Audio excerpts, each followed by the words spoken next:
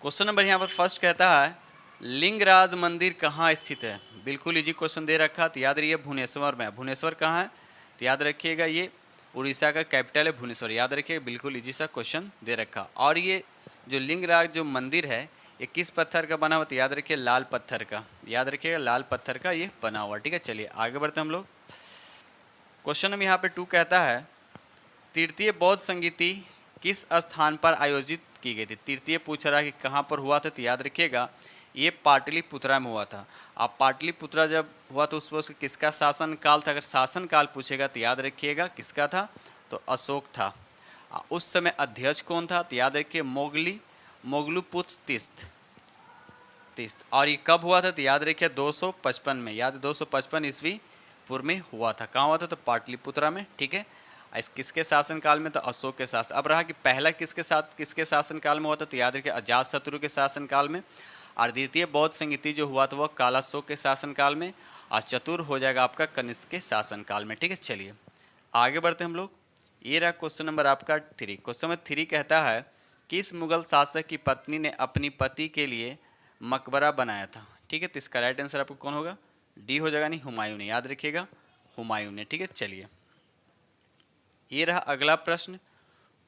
Question number यहाँ 4 कहता है तैमूर लंग ने किस शासक के समय भारत पर आक्रमण किया था। उस समय भारत पर कौन शासन कर रहा था जब तैमूर लंग ने आक्रमण किया था, तो याद रखिएगा इसका राइट आंसर आपका बी हो जाएगा, नसरुद्दीन तुगलक। याद रखिए नसरुद्दीन तुगलक। ठीक है, चलिए और तैमूर लंग भारत पर कब आक्रमण किया था, तो याद रखिए 1398 ईस्वी में किया था। ठीक है, चलिए ये रहा क्वेश्चन नंबर आपका 5 कहता है महावीर ने अपना उपदेश किस भाषा में दिया था। महावीर ने अपना उपदेश किस भाषा में दिया था, तो याद रखिए इसका राइट आंसर आपका बी हो जाएगा, प्राकृत भाषा। आइए अगर बौद्ध धर्म की बात करें तो वो पाली भाषा। याद रखिएगा। ठीक है, चलिए अब रहा सवाल कि महावीर की बात हो जा रही है, तो याद रखिएगा महावीर कितने नंबर के जैन धर्म थे। याद रखिए तीर्थक थे, तो याद रखिए 24वें नंबर के ये तीर्थक थे। याद रखिएगा। चलिए क्वेश्चन नंबर यहाँ पर 6 कहता है निम्नलिखित में से कौन सा एक हड़प्पा कालीन बंदरगाह आपसे ये पूछा जा रहा है। ठीक है, तो याद इसका राइट आंसर आपका बी हो जाएगा लोथल। और लोथल कहाँ, तो याद रखिए गुजरात में है। और ये किस नदी के किनारे, तो याद रखिए भोगवान नदी के किनारे स्थित है। क्वेश्चन नंबर 7 कहता है निम्नलिखित में से किस ग्रंथ के अनुसार अशोक ने सबसे छोटे भाई को छोड़कर अपनी 99 भाइयों की हत्या करने के बाद राजगद्दी पर बैठा था। आपको बताना उस छोटे भाई का नाम बताना है कि छोटे भाई का नाम क्या था, तो याद है इसका राइट आंसर आपका ए था दीपवंश। याद रखिए दीपवंश सबसे छोटा भाई था। टोटल 100 भाई में से उसने 99 भाई को क्या किया था, कत्ल किया था। और दीपवंश को सिर्फ छोड़ा तो छोटा भाई था।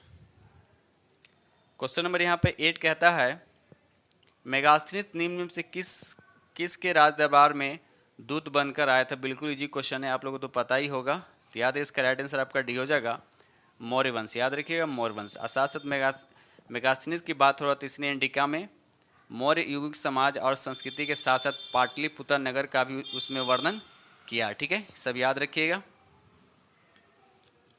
क्वेश्चन नंबर 9 कहता है निम्नलिखित में किस प्राचीन भारतीय पुस्तक का अनुवाद अबुल फजल ने अय्यार ए दानिश के नाम से किया है, तो याद है इसका राइट आंसर का बी हो जाएगा पंचतंत्र। याद रखिए पंचतंत्र। ठीक है, क्वेश्चन नंबर 10 कहता है चंद्रगुप्त मौर्य ने सेल्यूकस निकेटर को कब हराया। ठीक है, तो याद रखिए इसका राइट आंसर आपका बी हो जाएगा 305 में। याद रखिए 305 में हराया था। अब जब चंद्रगुप्त की बात आती है तो इसकी मृत्यु कब हुई थी, तो याद रखिए 298 ईस्वी पूर्व में।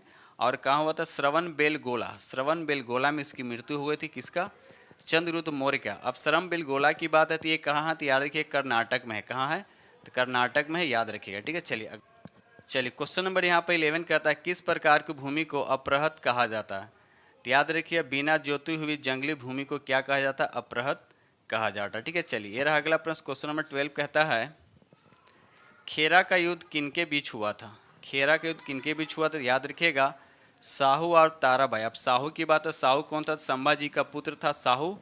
और ताराबाई के बीच क्या हुआ था, युद्ध हुआ था। ठीक है, और साथ से भी हुआ था। कौन सा युद्ध हुआ था, तो इसका नाम अब खेरा का युद्ध लिखा हुआ है, कब हुआ था, तो याद रखिए 1707 ईस्वी में हुआ था। ठीक है, चलिए ये रहा अगला प्रश्न। क्वेश्चन नंबर यहाँ पे 13 कहता है सिक्किम का भारत में विलयन किसने किया था, तो याद इसका राइट आंसर आपका सी हो जाएगा लॉर्ड डलहौजी ने। याद रखिएगा लॉर्ड डलहौजी ने। ठीक है, क्वेश्चन नंबर 14 कहता है मुगल बादशाह बहादुर शाह द्वितीय का सेनापति कौन था जिसने 1857 के विद्रोह का नेतृत्व किया था। तो याद रखिए इसका राइट आंसर आपका बी हो जाएगा बख्त खां। ठीक है, बख्त खां ने नेतृत्व किया था। ठीक है, चलिए क्वेश्चन नंबर 15 कहता है यंग बंगाल आंदोलन के संस्थापक थे तो कौन थे। तो याद रखिए इसका राइट आंसर आपका डी हो जाएगा विनियन डेरेजियो। याद रखिए विनियन डेरेजियो जो थे युवा बंगाल यानी यंग बंगाल आंदोलन के संस्थापक थे। कब किए थे तो याद रखिए 1826 ईस्वी में। याद रखिए 1826 ईस्वी में। ठीक है, चलिए ये रहा अगला प्रश्न। क्वेश्चन नंबर यहाँ पे क्वेश्चन नंबर 16 कहता है रंजीत सिंह एवं किस अंग्रेज अधिकारी के मध्य 1809 ईस्वी में अमृतसर की संधि हुई थी। तो याद रखिए इसका राइट आंसर आपका डी हो जाएगा चार्ल्स मेटकॉप के साथ। याद रखिए चार्ल्स मेटकॉप के साथ संधि हुई थी। ठीक है, चलिए क्वेश्चन नंबर 17 कहता है दक्षिण भारत के ब्रह्मा समाज को क्या कहा जाता है। दक्षिण भारत के ब्रह्मा समाज को क्या कहा जाता है। तो याद रखिएगा इसका राइट आंसर आपका ए हो जाएगा वेद समाज। अब जब वेद समाज की बात आ रही तो वेद समाज की स्थापना किसने किया था। तो याद रखिए 1864 इसमें हुआ था और किसने किया था। तो याद रखिएगा केशव चंद्र ने और के ढल्लू नायडू ने किया था। याद रखिएगा। चलिए आगे बढ़ते हम लोग। क्वेश्चन नंबर 18 कहता है इंडिया होम रूल सोसाइटी का गठन कहाँ किया गया था। तो याद रखिए इसका राइट आंसर आपका सी हो जाएगा लंदन में किया गया था। कब किया था, लंदन में किया गया था। और किसने कब किया था, याद रखिए 1905 में किया गया था। और किसने किया था, तो याद रखिएगा श्यामजी कृष्ण वर्मा ने लंदन में इंडिया होम रूल सोसाइटी का गठन किया था। ठीक है, चलिए आगे बढ़ते हम लोग। क्वेश्चन नंबर 19 कहता है प्रथम कारखाना अधिनियम किसके समय में पारित हुआ था।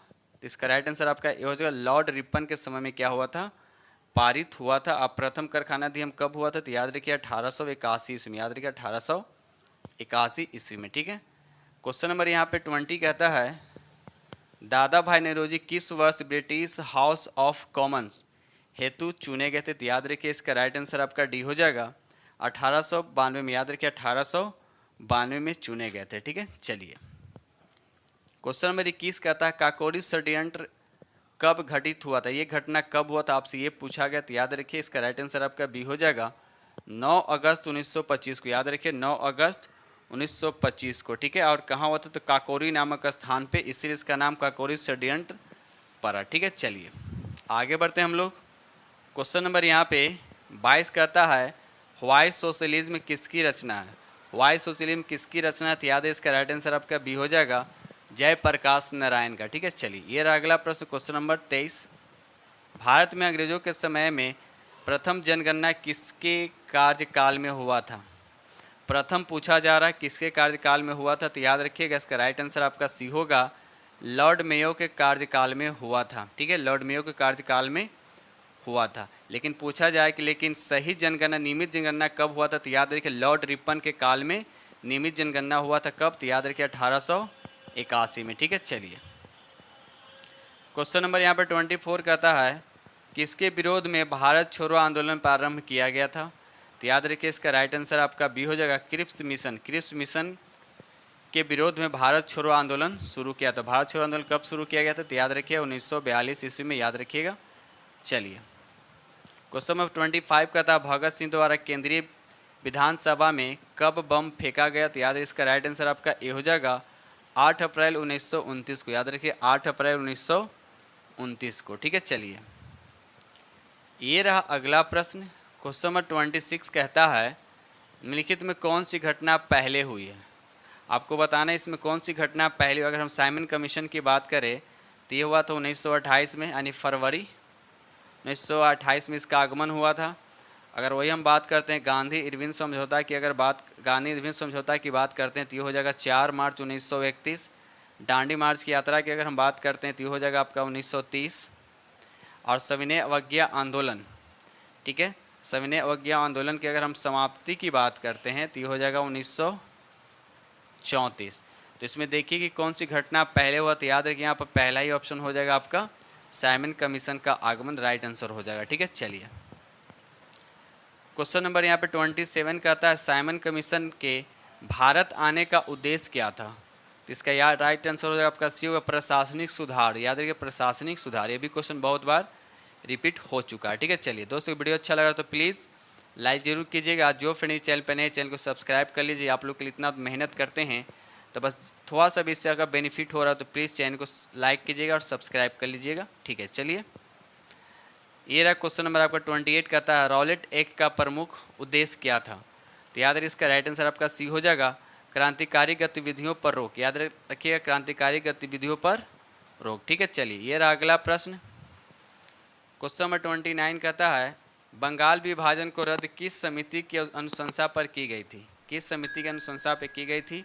याद रखिए इसका राइट आंसर आपका ये होगा अरुणडेल समिति। याद रखिए अरुणडेल समिति की अनुशंसा पे रद्द की गई थी। ठीक है, चलिए क्वेश्चन नंबर 30 कहता है मुस्लिम लीग की स्थापना कब हुई थी। ये भी क्वेश्चन बहुत बार रिपीट हो चुका है, तो याद रखिएगा इसका राइट आंसर आपका बी हो जाएगा 1906 में। और कहाँ हुआ था, तो याद रखिए ढाका के नवाब, ढाका में हुआ था। ढाका के नवाब समीउल्लाह खां और आगा खां के प्रयासों से 1906 में मुस्लिम लीग की स्थापना हुई थी। ये रहा क्वेश्चन नंबर 31 अखिल भारतीय अस्पृश्यता विरोधी लीग की स्थापना किसने की थी। तो याद रखिए इसका राइट आंसर आपका सी हो जाए महात्मा गांधी ने। महात्मा गांधी जी ने किए थे, कब किए थे, तो याद रखिए 1932 ईस्वी में। याद रखिएगा क्वेश्चन नंबर 32 कहता है भारत में पहली बार आयकर कब लगाया था। पहली बार आयकर यानी टैक्स की बात किया जा रहा है, कब लगाया गया था। तो याद रखिए 32 का राइट आंसर आपका ये हो जाएगा 1860 ईस्वी में। ठीक है, चलिए ये रहा क्वेश्चन नंबर आपका 33 कहता है जिया तरंग आंदोलन का संबंध किस राज्य से। जिया तरंग आंदोलन का संबंध किस राज्य से है। तो याद रखिए ये मणिपुर के राज्य से संबंधित है। ठीक है, चलिए आगे बढ़ते हम लोग। क्वेश्चन नंबर 34 कहता है भारत छोड़ो आंदोलन के दौरान जवाहरलाल नेहरू को किस जेल में कैद करके रखा गया था। तो याद रखिए इसका राइट आंसर आपका सी हो जाएगा अल्मोड़ा जेल में। अब बांकीपुर जेल में किसको रखा गया, तो याद रखिएगा राजेंद्र प्रसाद को। और आगा खां पैलेस में किनको रखा गया था, तो महात्मा गांधी को। याद रखिएगा, चलिए क्वेश्चन नंबर यहाँ पे 35 कहता है निम्नलिखित में से किस अभिलेख में अशोक को बुद्ध शाक कहा गया था। याद रखिए इसका राइट आंसर आपका ये हो जाएगा मस्की में। मस्की में अशोक को बुद्ध शाक कहा गया। ठीक है, ये रहा क्वेश्चन नंबर आपका 36 हर्षवर्धन के शासनकाल में किस चीनी यात्री ने भारत की यात्रा की थी। तो याद रखिए इसका राइट आंसर आपका बी हो जाएगा हेन सांग। याद रखिएगा हेन सांग। ठीक है, चलिए क्वेश्चन नंबर 37 कहता है प्रसिद्ध नाटक मृच्छकटिकम। देखिए ये भी क्वेश्चन रिपीट हो चुका है। प्रसिद्ध नाटक मृच्छकटिकम किसने लिखा था। तो याद रखिए इसका राइट आंसर आपका बी हो जाएगा शूद्रक ने लिखा था। याद रखिए शूद्रक ने लिखा था। ठीक है, चलिए क्वेश्चन नंबर यहाँ पे 38 कहता है प्राथमिक स्तर पर भाषा शिक्षण का उद्देश्य यह है कि क्या उद्देश्य। इसका राइट आंसर बताइए। तो याद रखिए इसका राइट आंसर सी हो जाएगा बच्चे विभिन्न स्थितियों में भाषा का प्रभावी प्रयोग कर सके। ठीक है, इसका राइट आंसर आपका सी हो जाएगा। ठीक है, चलिए क्वेश्चन नंबर यहाँ पे 39 कहता है बच्चों की भाषा का आकलन करने के लिए सबसे उचित तरीका क्या है। ये आपको बताना सबसे उचित तरीका क्या है। तो याद रखिएगा इसका राइट आंसर आपका बी हो जाएगा बच्चों को भाषा प्रयोग का अवलोकन करना। याद रखिए बच्चों को भाषा प्रयोग का अवलोकन करना। ठीक है, चलिए ये रहा अगला प्रश्न। क्वेश्चन नंबर 40 कहता है सतत एवं व्यापक मूल्यांकन किस लिए आवश्यक है। तो याद है इसका राइट आंसर आपका डी होगा यह समझने के लिए कि अभिगम का किस प्रकार अवलोकन किया जाता है वह सुधार किया जा सकता है। ठीक है, चलिए ये रहा अगला प्रश्न। क्वेश्चन नंबर 41 कहता है शैशव काल की अवधि है, बताना शैशव काल की अवधि है। तो याद है इसका राइट आंसर आपका ए हो जाएगा जन्म से 2 वर्ष तक। याद रखिए जन्म से 2 वर्ष। ठीक है, क्वेश्चन नंबर 42 का था निम्नलिखित में कौन सा बीज नहीं, आपसे पूछा कौन इसमें सीड नहीं है। तो याद रखिए इसका राइट आंसर सी हो जाएगा साबुनदाना जो है सीड नहीं होता। ठीक है, चलिए क्वेश्चन नंबर 43 कहता है निम्नलिखित कौन सा युग्म सही। तो याद रखिए यहाँ पर आपका ए सही है असम में बिहू, बाकी यहाँ लिखा भारतनाट्यम, ये तमिलनाडु में। याद रखिए तमिलनाडु का ये नृत्य। याद रखिएगा, चलिए आगे बढ़ते हम लोग क्वेश्चन नंबर नेक्स्ट। क्वेश्चन में यहाँ 44 कहता है प्राथमिक स्तर पर पर्यावरण अध्ययन में समुदाय सीखने और सिखाने का एक महत्वपूर्ण संसाधन है क्योंकि। तो याद रखिए इसका राइट आंसर आपका डी हो जाएगा यह वास्तविक स्थितियों में सिखाने के अवसर उपलब्ध कराते हैं। ठीक है, राइट आंसर आपका डी हो जाएगा। ठीक है, चलिए क्वेश्चन नंबर 45 कहता है टेरा रोसा मिट्टी किसके लिए उपयुक्त है, ये आपको बताना। तो याद है इसका राइट आंसर आपका बी हो जाएगा कहवा के लिए। याद रखिए कहवा के लिए उपयुक्त है। ठीक है, चलिए आगे बढ़ते हम लोग क्वेश्चन नंबर अगला क्वेश्चन 46 कहता है दीनदयाल बंदरगाह कहाँ अवस्थित है? तो याद रहे इसका राइट आंसर आपका बी हो, यानी गुजरात में है। तो याद है दीनदयाल बंदरगाह जो है, ठीक है, एक कांडला बंदरगाह पहले इसका नाम था और 2017 में इसका नाम बदलकर दीनदयाल बंदरगाह कर दिया गया। ठीक है, चलिए अब यहाँ पर आपको मिलान करना, थोड़ा सा इसको छोटा कर दूँ। चलिए यहाँ पर देखिए आपको मिलान करना है यहाँ पे, ठीक है।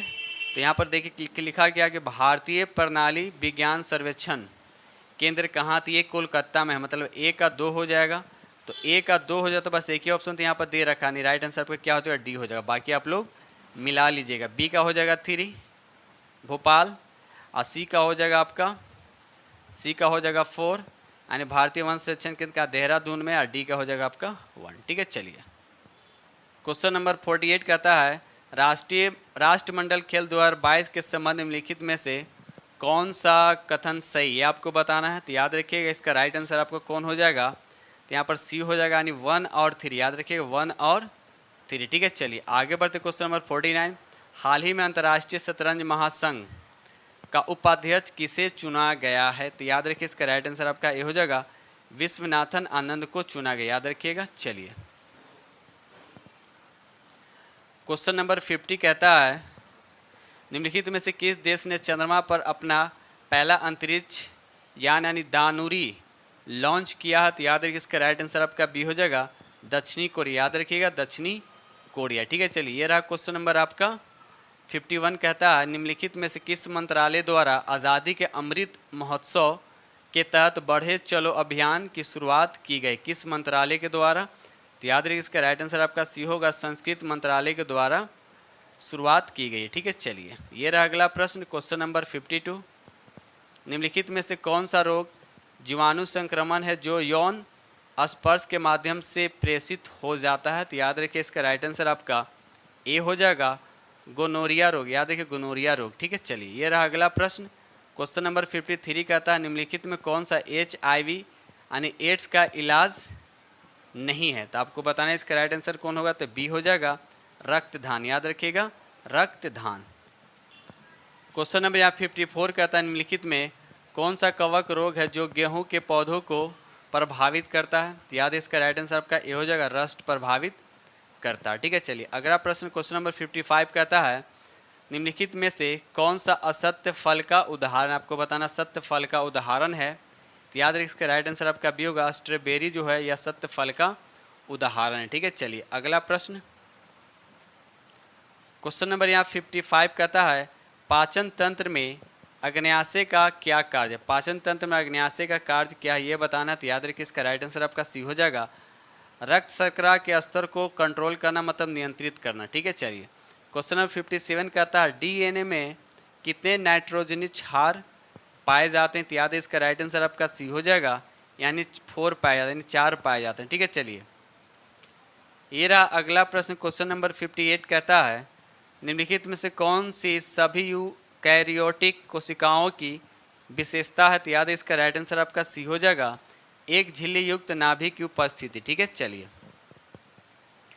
ये रहा क्वेश्चन नंबर आपका 59 कहता है पौधों में प्रकाश संश्लेषण को नियंत्रित करने वाले एंजाइम के उत्पादन के लिए कौन से सूक्ष्म पोषक तत्व की आवश्यकता होती है? तो याद है इसका राइट आंसर आपका सी हो, यानी मैगजीन। मैगजीन का सिंबल क्या होता है? तो Mn होता है, याद रखिएगा।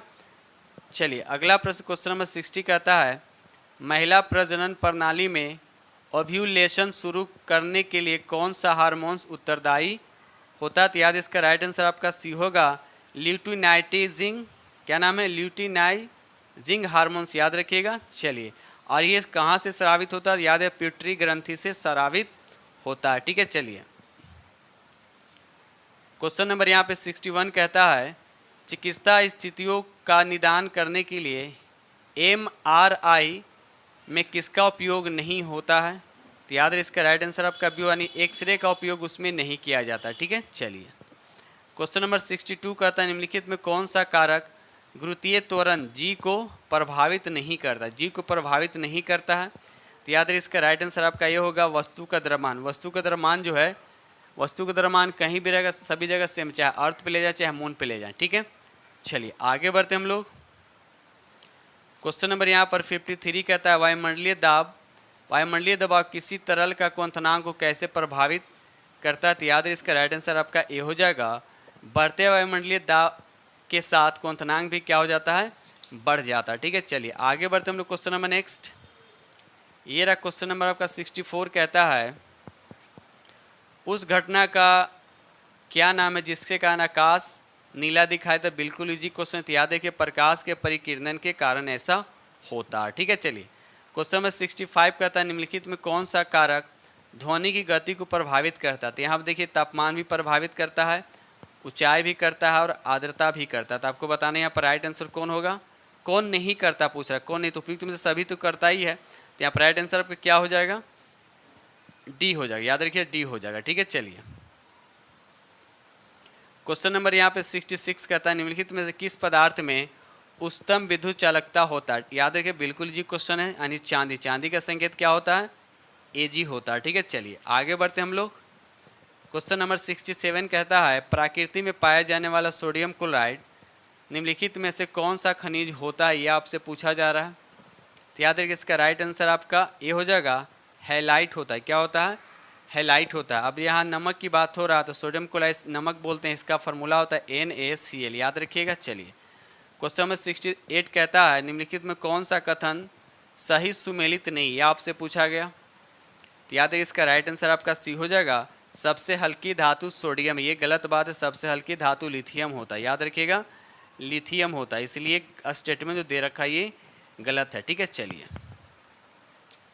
क्वेश्चन नंबर यहाँ पे 69 कहता है निम्नलिखित में किसे मूर्खों का सोना कहा जाता है। तो याद रखिएगा आयरन पायराइड को कहा जाता है। किसको कहा जाता है, आयरन पायराइड को, जिसको फार्मूला आता है FeS2 होता है। याद रखिएगा। चलिए क्वेश्चन नंबर 70 कहता है वायु व निर्माण में किस मिश्र धातु का प्रयोग किया जाता है। तो याद रखिए यहाँ पर मैग्नीशियम का भी किया जाता है और डुरेलियम का भी उपयोग किया जाता है। ठीक है, चलिए नाइक्रोम का यूज़ कहाँ किया जाता है, ये तो हीटर में किया जाता है। याद रखिएगा हीटर में यूज़ किया जाता है। ठीक है, चलिए तो यहाँ पर इस क्वेश्चन का आंसर हो जाएगा आपका D is the correct answer. ठीक है, चलिए क्वेश्चन नंबर 71 कहता है हंसाने के लिए निम्नलिखित में किस गैस का प्रयोग किया जाता है। तो याद रखिएगा इसका राइट आंसर आपका बी हो जाएगा, नाइट्रस ऑक्साइड का उपयोग किया जाता है। अब नाइट्रस ऑक्साइड बहुत लोग कंफ्यूज होते हैं नाइट्रस और नाइट्रिक में।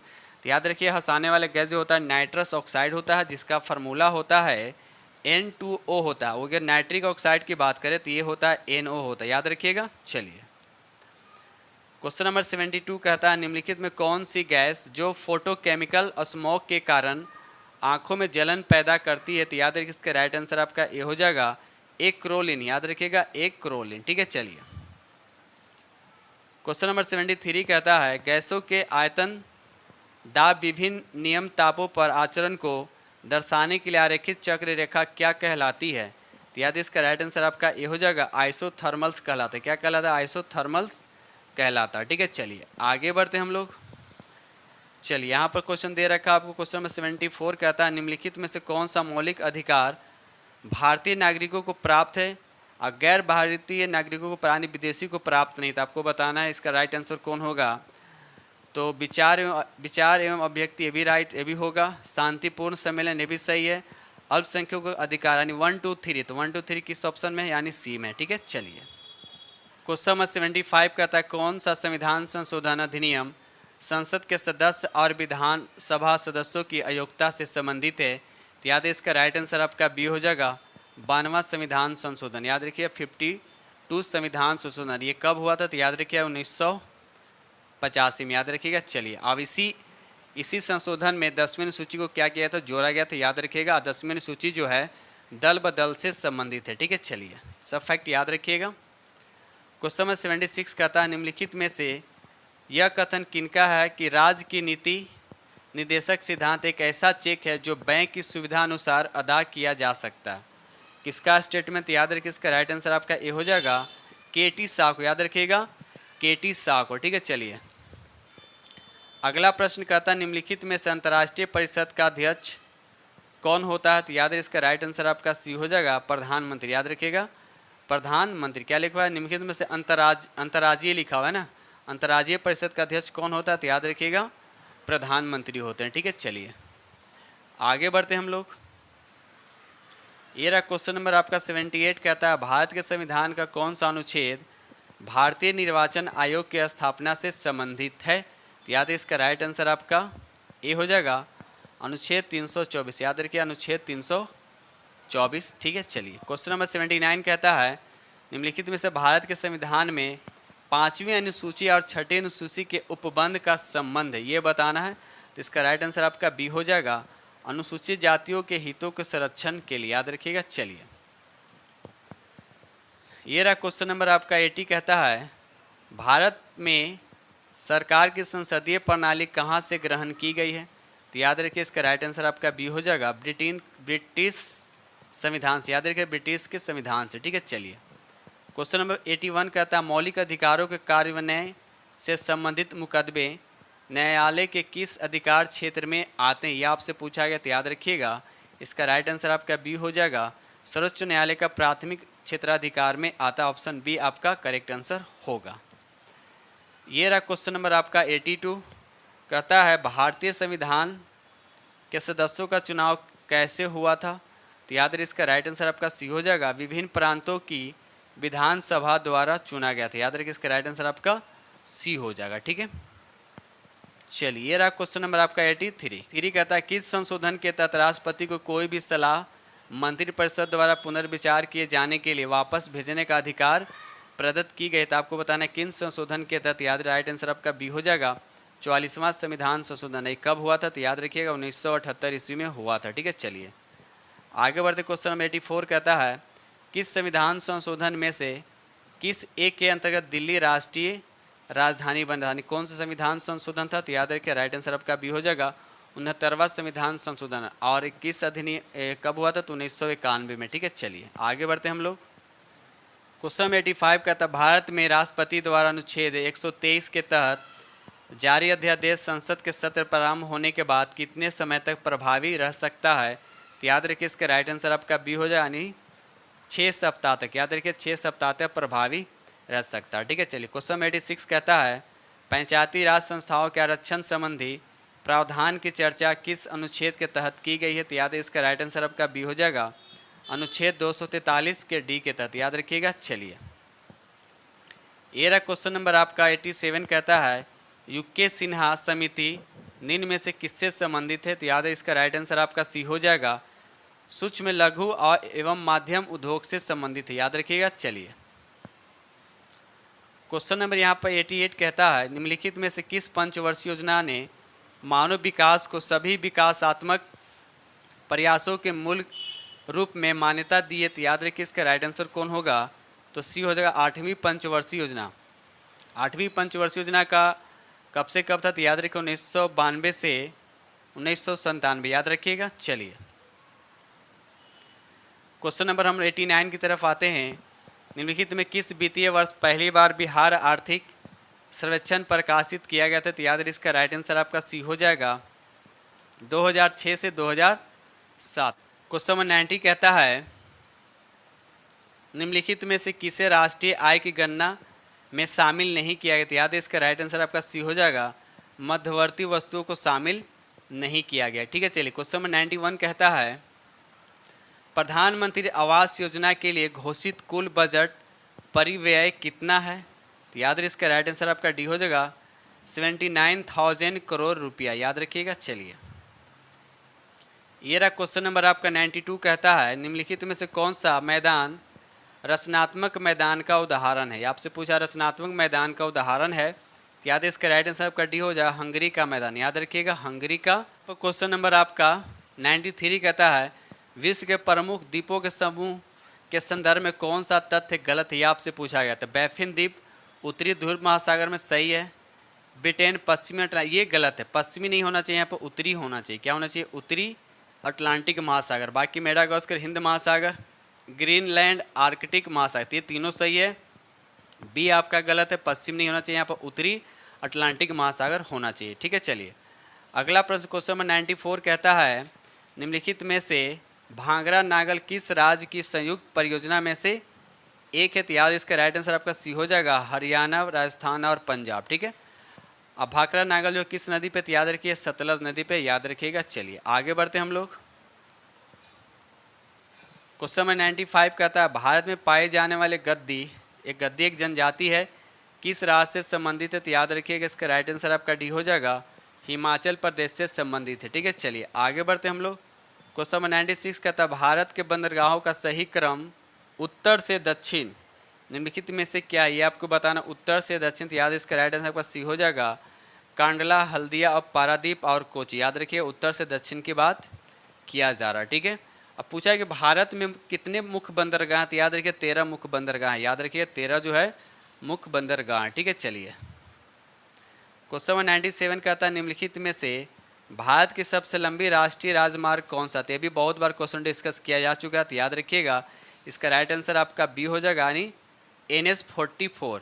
और ये श्रीनगर से कन्याकुमारी तक इसकी लंबाई कितना है? तो 3745 किलोमीटर इसकी कुल लंबाई। याद रखिएगा। चलिए क्वेश्चन नंबर 98 कहता है किस प्रकार की मिट्टी में कार्बनिक पदार्थ की बहुलता होती है, यानी सबसे ज़्यादा पाया जाता है? तो याद रखिए इसका राइट आंसर आपका बी हो जाए, यानी काली मिट्टी में। ठीक है, काली मिट्टी में। काली मिट्टी जो है बैसाल्ट चट्टान से बना है। याद रखिए बैसाल्ट चट्टान से बना है। इसे रेगुर मिट्टी भी कहा जाता है और साथ साथ इसको काली कपास मिट्टी भी कहा जाता है। तो काली कपास मिट्टी इसलिए कहा जाता है कि काली मिट्टी में कपास की खेती की जाती है। चलिए रहा क्वेश्चन नंबर आपका 99 कहता है अलकनंदा और पिंडार नदी का संगम स्थल पूछा जा रहा है कि अलकनंदा और पिंडार जो है इसका संगम स्थल का। तो याद रखिएगा कर्णप्रयाग। याद रखिएगा कर्णप्रयाग। अगर उसी तरह से अगर हम बात करें अलकनंदा और भागीरथी, अलकनंदा और भागीरथी कहाँ मिलते हैं? तो याद रखिए ये मिलते हैं देवप्रयाग में। याद रखिएगा देवप्रयाग में मिलते हैं। अगर वही हम बात करते हैं अलकनंदा प्लस मंदाकिनी की बात करते हैं तो ये रुद्रप्रयाग में मिलते हैं। याद रखिएगा ये सब चीज़ें फैक्ट। चलिए क्वेश्चन में यहाँ पर 100 कहता है निम्नलिखित में से भारत का कौन सा पठार भारत की खनिज हृदय भूमि के रूप में जाना जाता है, यानी उसको बोला था खनिजों का रूढ़ कहा जाता है। ठीक है, याद रखिए तो भारत खनिज हृदय भूमि के रूप में जाना जाता है। तो याद रखिए इसका राइट आंसर आपका सी हो जाएगा, छोटा नागपुर का पठार। छोटा नागपुर का पठार। इस पठार में कोयला, लौह अयस्क, बॉक्साइट, चूना पत्थर जैसे खनिज प्रचुर मात्रा में पाया जाता है। इसीलिए क्वेश्चन आप लोगों के साथ 100 क्वेश्चन डिस्कस किया हूँ और उम्मीद करता हूँ कि ये सेशन या इस सेट आप लोग को बहुत ही पसंद आएगा। अगर पसंद है प्लीज़ लाइक ज़रूर कीजिएगा। जो फ्रेंड इस चैनल पे नए हैं उनसे रिक्वेस्ट है कि चैनल को सब्सक्राइब कर लीजिएगा और साथ में बेल आइकन को प्रेस करना नहीं भूलें। ठीक है, तो इसी के साथ हम वीडियो करते हैं समाप्त। अब मिलते हैं आप लोग से नेक्स्ट वीडियो में। तब तक के लिए थैंक यू।